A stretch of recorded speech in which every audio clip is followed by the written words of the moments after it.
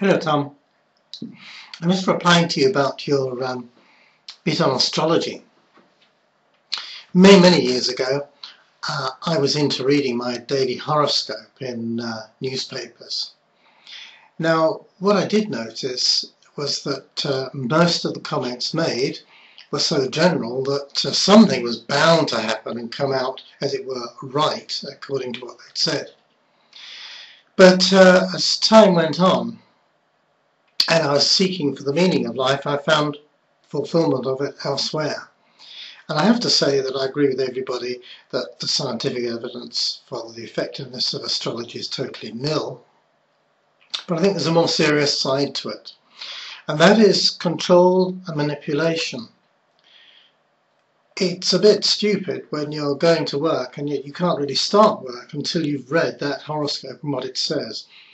And to me, astrology comes into one of those categories like addiction. Now, I've never done hard drugs or soft drugs, but I certainly was addicted to nicotine. And I was a very heavy smoker for very many years. And again, although you don't admit it at the time, your life is controlled by your addiction. And I think it's the same with astrology. I think it does have a hold on some people, but it's more like an addiction. I certainly don't think it adds anything to their life. In fact, I think it brings them into a bondage, if you like. So, that's my take on the issue. There are ways out of it. I found ways out of it, just like, quite miraculously, I was delivered from smoking. And I think that there is an aspect with which one has sympathy with those who seek answers from astrology.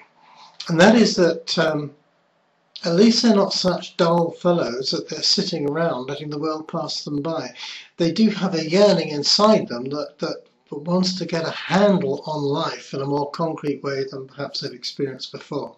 It's just that I think astrology not only is the wrong path because it doesn't do anything, it is a nothing, it has no power, it has no accuracy or anything like that, but more seriously, it can become an addiction.